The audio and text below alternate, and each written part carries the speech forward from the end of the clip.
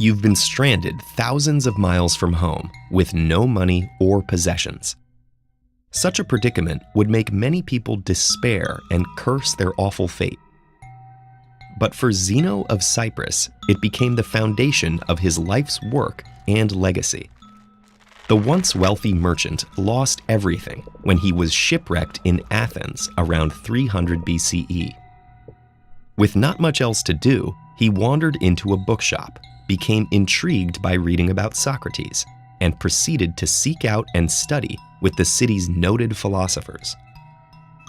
As Zeno began educating his own students, he originated the philosophy known as Stoicism, whose teachings of virtue, tolerance, and self-control have inspired generations of thinkers and leaders. The name Stoicism comes from the Stoa Poikile, the decorated public colonnade where Zeno and his disciples gathered for discussion. Today, we colloquially use the word stoic to mean someone who remains calm under pressure and avoids emotional extremes. But while this captures important aspects of Stoicism, the original philosophy was more than just an attitude. The Stoics believed that everything around us operates according to a web of cause and effect, resulting in a rational structure of the universe, which they called logos.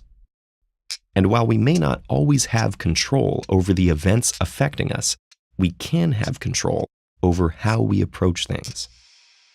Rather than imagining an ideal society, the Stoic tries to deal with the world as it is, while pursuing self-improvement through 4 cardinal virtues.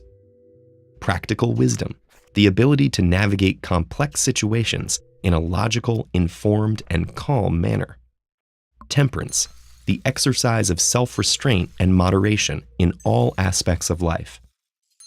Justice, treating others with fairness even when they have done wrong. And courage, not just in extraordinary circumstances, but facing daily challenges with clarity and integrity. As Seneca, one of the most famous Roman Stoics, wrote, "Sometimes even to live is an act of courage." But while Stoicism focuses on personal improvement, it's not a self-centered philosophy. At a time when Roman laws considered slaves as property, Seneca called for their humane treatment and stressed that we all share the same fundamental humanity. Nor does Stoicism encourage passivity. The idea is that only people who have cultivated virtue and self-control in themselves can bring positive change in others. One of the most famous Stoic writers was also one of Rome's greatest emperors. Over the course of his 19-year reign, Stoicism gave Marcus Aurelius the resolve to lead the empire through 2 major wars while dealing with the loss of many of his children. Centuries later, Marcus's journals would guide and comfort Nelson Mandela through his 27-year imprisonment during his struggle for racial equality in South Africa. After his release and eventual victory, Mandela stressed peace and reconciliation, believing that while the injustices of the past couldn't be changed, his people could confront them in the present and seek to build a better, more just future. Stoicism was an active school of philosophy for several centuries in Greece and Rome. As a formal institution, it faded away, but its influence has continued to this day. Christian theologians such as Thomas Aquinas have admired and adopted its focus on the virtues, and there are parallels between Stoic ataraxia, or tranquility of mind, and the Buddhist concept of nirvana. One particularly influential Stoic was the philosopher Epictetus, who wrote that suffering stems not from the events in our lives, but from our judgments about them.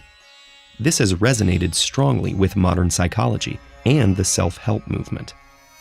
For example, rational emotive behavioral therapy focuses on changing the self-defeating attitudes people form about their life circumstances.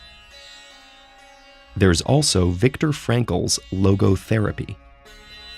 Informed by Frankl's own time as a concentration camp prisoner, logotherapy is based on the Stoic principle that we can harness our willpower to fill our lives with meaning, even in the bleakest situations.